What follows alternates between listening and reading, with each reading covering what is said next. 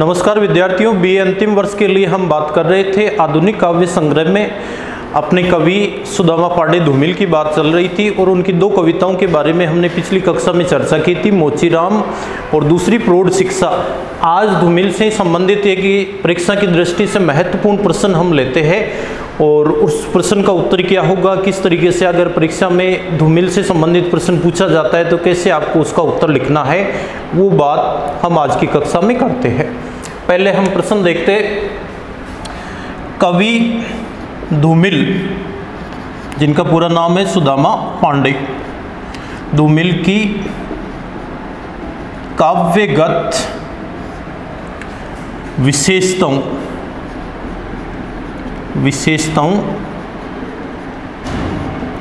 को स्पष्ट कीजिए। देखिए, किसी भी कवि से अगर काव्य सौंदर्य या काव्यगत विशेषताओं से संबंधित प्रश्न पूछा जाता है तो दो बातें आपको ध्यान में रखनी है। इसमें दो बातें बतानी होती है, एक भाव पक्ष से संबंधित और एक कला पक्ष से संबंधित। भाव पक्ष से संबंधित अगर किसी भी कवि के से संबंधित जो प्रश्न आता है उसके उत्तर में जो आप लिखोगे वो ये बात लिखनी है कि कवि ने उन कविताओं में और अपनी संपूर्ण रचनाओं में किस तरीके के विचार व्यक्त किए हैं, वो बातें आती है भाव पक्ष में। और कवि ने कैसी भाषा से ली, काम में ली है, छंद अलंकार उसने काम में लिए हैं या भाषागत ही तत्सम तद्भव शब्द है, उसने देशज शब्दों का प्रयोग किया है या उसने क्लिष्ट शब्दों का प्रयोग किया है। इस तरीके की जो बातें हैं वो आती है आपके कला पक्ष में। यहाँ ये जो प्रश्न है इसमें मुख्य रूप से अपने को भाव पक्ष की बातें लिखनी है और संक्षिप्त बातें बतानी है अपने को कला पक्ष की। तो प्रश्न ये इस तरीके से भी आ सकता है इसमें कि धूमिल के काव्य सौंदर्य पर प्रकाश डालिए, तो भी बात वही होगी, उत्तर अपना वही होगा। या प्रश्न इस तरीके से आ जाए कि धूमिल एक आक्रामक कवि थे या धूमिल एक व्यंग्यात्मक कविता रचने वाले कवि के रूप में जाने जाते हैं। इससे कथन के संदर्भ में अपने विचार व्यक्त कीजिए। देखिए, धूमिल से संबंधित किसी भी तरीके का प्रश्न आए, आपको जो उत्तर बताया जाएगा बिल्कुल ऐसा ही उत्तर आपको लिखना है। चाहे भाव पक्ष की बात आए, चाहे उनके आक्रामक की लेखनी की बात आए, चाहे व्यंग्यात्मक लेख की बात आए, चाहे व्यंग्यात्मक कविताओं की बात आए, ये उत्तर आपको जो बताया जाएगा इसी तरीके से आपको लिखना है। हाँ, कविताओं से संबंधित अगर प्रश्न आता है अपने प्रौढ़ शिक्षा और मोचीराम से, तो कल आपको जो भाव पक्ष बताया था कि कौन सी कविता में किस तरीके की बातें उन्होंने लिखी है, वो बातें आपको उसी संदर्भ में अलग अलग बिंदुवार उसमें लिखना है। अब इसके उत्तर की बात करते हैं। तो जो भी निबंधात्मक अपने प्रश्न आएगा, 4 प्रश्न आएंगे सभी में। देखिए, जिस कवि से संबंधित प्रश्न पूछा गया है सबसे पहले उस कवि से संबंधित सामान्य बातें आपको 7-8 पंक्तियों में लिखनी है। इसके बाद में प्रत्येक प्रश्न का उत्तर अलग अलग बिंदु के अनुसार लिखना है और अंतिम रूप में अपने को उसका सारांश या निष्कर्ष लिखना होता है। यहाँ हम धूमिल की बात करेंगे तो धूमिल का जो जीवन है वो काफ़ी अल्प रहा है, केवल 39 वर्ष की उनकी आयु रही है, लेकिन इससे कम समय में उन्होंने कविता के क्षेत्र में अपने जो नए कीर्तिमान स्थापित किए हैं वो अपने आप में एक नए स्तंभ माने जाते हैं। उन्होंने विशेषकर प्रगतिवाद से संबंधित रचनाएं सबसे ज़्यादा लिखी है। उनकी कविता का बिंदु आम व्यक्ति है, गरीब बेसहारा जनता है, और जिसका मूल कारण ये है कि धूमिल ने स्वयं अपने जीवन में आर्थिक असमानता को देखा है, भोगा है। इसलिए एक गरीब आदमी की पीड़ा क्या होती है ये बखूबी धूमिल जानते हैं और ठीक वैसी ही आम जनता की पीड़ा को अपनी कविताओं के माध्यम से उन्होंने पाठक वर्ग तक पहुंचाने का कार्य किया है। ऐसी बातें बिना बिंदु लिखे प्रश्न के उत्तर में आपको शुरू में लिखना है। अब इसको अलग अलग बिंदुवार हम समझते हैं। पहला बिंदु हम लेंगे आर्थिक असमानता का चित्रण। देखिए, धूमिल की कोई सी भी कविता अगर हम पढ़ेंगे तो वो कविता निम्न वर्ग और जो शोषित वर्ग है उसका पक्ष लेने वाली है। उन्होंने बताया कि मूल रूप से समाज में जो दो वर्ग होते हैं, एक अमीर वर्ग एक गरीब वर्ग, दोनों के हित एक दूसरे के विपरीत होते हैं। अमीरों ने हमेशा से गरीबों का शोषण किया है और एक के लाभ में दूसरे की हानि है, इसलिए दोनों के एक होने की बात कभी हो ही नहीं सकती है। और वो एक तभी हो सकते हैं जब आर्थिक असमानता को दूर किया जा सके।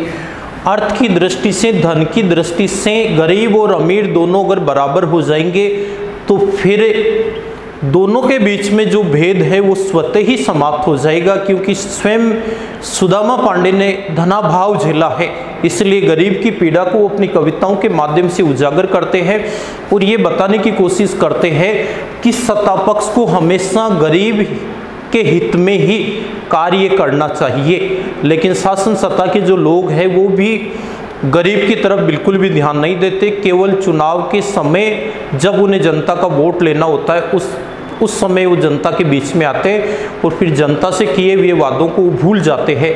इन्हीं बातों को आधार बनाकर उन्होंने दो प्रसिद्ध कविताएं लिखी। एक तो कल हमने चर्चा की थी कि संसद से सड़क तक, दूसरी सुदामा पांडे का प्रजातंत्र, जिसमें उन्होंने प्रजातंत्र की जो विसंगतियां हैं उनको भी उन्होंने उजागर किया है। दूसरा हम बिंदु लेते हैं भूख का यथार्थ चित्रण। भूख का यथार्थ चित्रण व्यक्ति की मूलभूत आवश्यकताओं की बात होती है तो सबसे पहले बात आती है रोटी की, और उसी को उन्होंने आधार बनाया है। उनकी एक कविता है जो काफ़ी प्रसिद्ध है कि एक व्यक्ति रोटी बेलता है और एक व्यक्ति रोटी खाता है, लेकिन एक व्यक्ति ऐसा है जो न रोटी बेलता है न रोटी खाता है। मैंने पूछा ये तीसरा व्यक्ति कौन है? मैंने पूछा ये तीसरा व्यक्ति कौन है? इस पर हमारी संसद मौन है, इस पर हमारी संसद मौन है। इस तरीके की काव्य पंक्तियां धुमिल ने गरीब के हित के लिए लिखी है कि जो अमीर व्यक्ति है वो रोटी को भी एक खेल की वस्तु मानते हैं और अपने ऐशो आराम के जीवन में इतने तल्लीन हो जाते हैं कि उन्हें गरीब की पीड़ा बिल्कुल भी दिखाई नहीं देती है। और इस तरीके के जो लोग हैं उनके लिए गरीब का पेट भरने वाला जो अन्न है वो भी एक खेल की सामग्री बन जाता है। तो धुमिल ने बताया है कि ऐसी जो बातें हैं, ऐसी जो असमानता है, जब तक वो दूर नहीं होगी, जब तक भूख का इलाज नहीं होगा, तब तक देश की किसी भी बुराई को और किसी भी समस्या का हम स्थायी समाधान नहीं कर सकते हैं।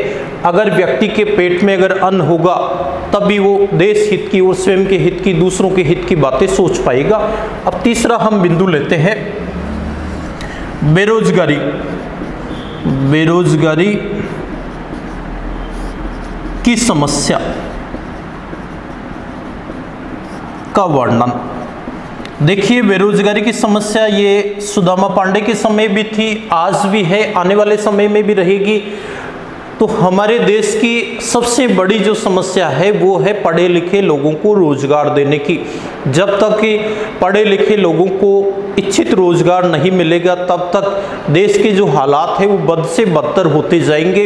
इसीलिए बताया है कि जब तक बेकारी या बेरोजगारी का समाधान नहीं होगा तब तक व्यक्ति अपने और दूसरों के, समाज के हित के बारे में सोच भी नहीं पाएगा। इसलिए बताया है कि कोई भी सरकार हो, सबसे पहले अगर उसको जनता की तरफ अगर ध्यान देना है तो हमारे देश में फैली हुई विकराल रूप में जो बेरोजगारी है, इस बेरोजगारी को दूर करने के स्थायी उपाय सोचने होंगे, स्थायी इसका समाधान करना होगा, तभी व्यक्ति का सर्वांगीण विकास हो सकता है। चौथा बिंदु लेंगे हम भ्रष्ट राजनीति। भ्रष्ट राजनीति पर व्यंग्य।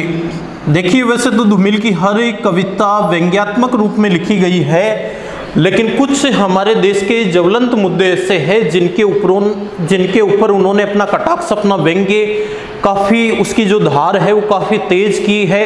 जैसे आज जो तेल की धार काफ़ी तेज हो रही है, महंगी हो रही है, उसी प्रकार से उन्होंने देश की भ्रष्ट राजनीति, बेरोजगारी, ये मुद्दे ऐसे हैं जो हर समय यथावत रूप से बने हुए हैं। तो उन्होंने देश की भ्रष्ट राजनीति पर सबसे ज़्यादा व्यंग्य किया है। यही कारण है कि उन्होंने अपनी कविताओं को लोकतंत्र और संसद से, विधानसभा से, राजनेताओं से जोड़कर उन्होंने प्रस्तुत किया है। विशेषकर हमारे देश के जो राजनेता है उनकी खतनी और करने में जो अंतर है, उस अंतर को उन्होंने अपनी कविताओं के माध्यम से लोगों तक लाने का कार्य किया है। वो ये बताना चाहते हैं कि जब तक राजनीति में भाई भतीजावाद रहेगा, पक्षपात रहेगा, तब तक जनहित के कोई कार्य नहीं हो सकते हैं। एक राजनेता की दृष्टि में अपना और पराया का कोई भेद नहीं होना चाहिए, बल्कि ये होना चाहिए कि ये मेरे देशवासी है, ये मेरी जनता है, ये मेरे देश के लोग हैं। अगर ऐसी उनकी सोच होगी तो राजनीति में जो समस्याएं चल रही है, राजनीति में जो विकृत स्थिति उत्पन्न हो रही है और होती रहेगी, उनका एक स्थायी समाधान किया जा सकता है। इसी पर उन्होंने एक आक्षेप लगाया है कि भ्रष्ट राजनीति जब तक दूर नहीं होगी, सच्चे मायने में लोकतंत्र का कोई अस्तित्व ही नहीं रहेगा। तो लोकतंत्र को वास्तव में सही रूप में स्थापित करने के लिए राजनीति के भ्रष्टाचार को दूर करना होगा, क्योंकि ये भ्रष्टाचार गेहूं में लगे हुए घुन के समान है, जो अंदर ही अंदर सारी अच्छाइयों को और दूसरा सत्ता पक्ष के जो लोग हैं उनमें होने वाले भेदभाव को और बड़े रूप में फैला रहा है। पांचवा हम बिंदु लेंगे सपाट बयानी। सपाट बयानी, देखिए ये प्रगतिवाद की एक विशेषता भी है कि प्रगतिवादी कवियों ने जो कुछ भी लिखा, स्पष्ट लिखा है। उन्होंने मान लो समाज की किसी भी समस्या को अगर अपनी कविता के माध्यम से उठाया है तो उनमें जिस तरीके का वर्णन है, जैसा भाव है, उसी के रूप उन्होंने शब्दों का प्रयोग भी किया है।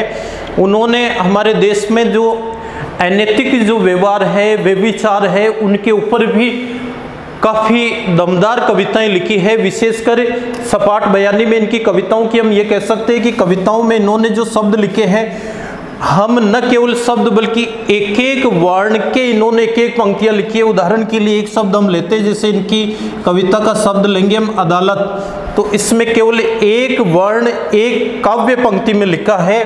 दूसरी काव्य पंक्ति में इन्होंने दा लिखा है, फिर तीसरी काव्य पंक्ति में वह और चौथी में ले। ये लिखने का तात्पर्य ये है कि इन्होंने जो मुद्दा उठाया है उस पर सबसे ज़्यादा ये प्रकाश डालना चाहते हैं। वो बताना चाहते हैं कि वास्तव में उन्होंने जो कविता लिखी है उस कविता में कौन से विषय को उन्होंने सबसे ज़्यादा लोगों के सामने लाने का कार्य किया है। तो स्पष्ट वर्णन ये धूमिल की एक प्रमुख काव्यगत विशेषता रही है। अगला बिंदु लेते हैं हम, छठा बिंदु लेंगे हम इनकी भाषा सौष्ठव की बात करते हैं। भाषा सौष्ठव, देखिए भाषा शैली में अगर बात करें तो इनकी भाषा ज़्यादातर आम बोलचाल की जो भाषा है, देशज जो शब्द है, गरीब लोग किस तरीके को, आम जनता किस तरीके के शब्दों का प्रयोग करती है, उन शब्दों का उन्होंने सबसे ज़्यादा प्रयोग किया है। क्योंकि वो चाहते हैं कि उनके द्वारा लिखी गई हर कविता को एक निम्न से निम्न, कम पढ़ा लिखा, अभावग्रस्त जो लोग हैं उन तक उनकी कविताएं पहुंच पाए। वो शब्दों के जाल में उसको फंसाना नहीं चाहते, शब्दों की कठिनता में नहीं फंसाना चाहते। हाँ, कहीं कहीं कई कविताओं में उन्होंने तत्सम तद्भव शब्दावली का भी प्रयोग किया है, लेकिन उनका प्रयोग आंशिक रूप में हुआ है। ज़्यादातर उन्होंने जो शब्दावली काम में ली है वो आम बोलचाल वाली शब्दावली अपनी भाषा शैली में काम में ली है। अलंकार, उन्होंने जो स्वाभाविक अलंकार जो आ रहे हैं काव्य में, उन्हीं का प्रयोग किया है, क्योंकि आलंकारिक रूप से भी वो अपनी भाषा को बोझिल नहीं बनाना चाहते, शब्दों के जाल में उसको ज़्यादा अपने घुमाना नहीं चाहते, बल्कि एक प्रकार से भाषा को शब्दों के जाल से बाहर निकालकर स्पष्ट रूप से पाठक वर्ग तक पहुंचाने का कार्य सुदामा पांडे अर्थात धूमिल ने किया है। सातवां बिंदु लेते हैं छंद मुक्त, छंद मुक्त काव्य। देखिए वैसे अपने आधुनिक काल के अधिकांश कवियों ने ज़्यादातर छंद मुक्त काव्य ही रचा है, और छंद मुक्त काव्य की अगर बात आए तो धूमिल ने भी बिना छंद प्रयोग के स्वच्छंद रूप से अपनी कविताएं लिखी है, जिसका उद्देश्य यही है कि आसानी से सरलता के साथ पाठक उनकी कविताओं का भावार्थ समझ सके और उनमें बताई हुई बातों को सीखकर अपने और देश हित के लिए या हमारे देश में फैली हुई जो अराजकता की स्थिति है उसको स्पष्ट रूप से समझ सके और किस तरीके से उन्हें अपने जीवन में जो अराजक स्थिति है उसको दूर करने के प्रयास करने चाहिए। एक ऐसी विचारधारा के साथ उन्होंने छंद मुक्त काव्य का प्रयोग किया है। और अंत में हम लिखेंगे इसमें निष्कर्ष। देखिए, निष्कर्ष वाले बिंदु में किसी भी प्रश्न का उत्तर अगर आप लिखते हो तो इसमें बिंदु संख्या नहीं डालनी है। यहाँ पर आप मूल्यांकन भी लिख सकते हो, सारांश भी लिख सकते हो। इसमें स्पष्ट रूप से आपको ये ध्यान रखना है कि जितने भी आपने 5 बिंदु लिखे, 7 लिखे, 8 लिखे, 10 लिखे, उन बिंदुओं के अंतर्गत आपने क्या वर्णन किया है उनको एक सार रूप में प्रत्येक प्रश्न के अंत में आपको लिखना है। इसकी शुरुआत ऐसी करनी कि संक्षेप में ये कहा जा सकता है कि कवि धूमिल ने हमारे देश की राजनीति, भुखमरी, बेरोजगारी ऐसे ज्वलंत मुद्दों को अपनी लेखनी का माध्यम बनाया है और अपनी कविताओं के माध्यम से वो जनता में, समाज में जागरूकता लाने का कार्य करना चाहते हैं। उन्होंने स्वयं अपने जीवन में जो धनाभाव झेला है, भुखमरी जो झेली है, आर्थिक की असमानता को जो सहन किया है, उसकी पीड़ा को बखूबी जानते हैं। इसीलिए चाहते हैं कि मेरे सम्मान, मेरे देशवासी घुट घुट कर अपना जीवन नहीं जिए, बल्कि अमीरों के द्वारा उनके ऊपर जो अत्याचार हो रहे हैं उन अत्याचारों का वो विरोध करे, अन्याय का वो विरोध करे और एक अदम्य जिजीविषा के साथ, अदम्य जिजीविषा का मतलब होता है जीने के प्रति प्रबल इच्छा रखते हुए अपने जीवन में आगे बढ़ने की बातें प्रत्येक व्यक्ति को सोचनी चाहिए। तो इसमें हम बात करें तो एक अदम्य जिजीविषा का बिंदु भी लिखा जा सकता है, अन्याय का विरोध भी लिखा जा सकता है, आशावादी जीवन भी उन्होंने अपने काव्य में बताया है, दर्शाया है। तो इस तरीके से आपको 6-7 बिंदु, अधिकतम बात करें तो 8 बिंदु कम से कम प्रत्येक प्रश्न के उत्तर में 5-6 बिंदु आपको उस कवि के अनुसार बनाकर आपको लिखना है। ध्यान ये रखना है कि जिस कवि के काव्यगत विशेषताएं आप लिख रहे हो, आप जो बिंदु बना रहे हो, ठीक उस तरीके की बातें, उस तरीके के विचार, उस तरीके के भाव उस कवि की कविताओं में मिलना चाहिए, चाहे वो अपने पाठ्यक्रम में शामिल हो या इसके अलावा उनके द्वारा रची गई किसी भी कवि की जो रचनाएं हैं, उन रचनाओं में उन्होंने जो मुद्दे उठाए हैं, जिन बिंदुओं पर उन्होंने अपनी लेखनी चलाई है, वो अपने भाव पक्ष और कला पक्ष में स्पष्ट होनी चाहिए। अन्य बिंदुओं की अगर हम इसको बढ़ाकर लिखना चाहिए तो ये भी लिख सकते हैं कि अदम्य जिजीविषा, अन्याय का विरोध, आस्था का जीवन, ये ऐसी बातें हैं जिन बातों पर सुदामा पांडे ने अपनी सभी कविताओं में, विशेषकर उनकी सबसे ज़्यादा प्रसिद्ध अगर काव्य रचनाओं की अगर बात करें तो संसद से सड़क तक और सुदामा पांडे का प्रजातंत्र, जो आज भी काव्य जगत में काफ़ी लोकप्रिय है। अब हम अपनी अगली कक्षा में एक नए कवि, उनकी कविताएं और उनसे संबंधित प्रश्नों की हम बात करेंगे।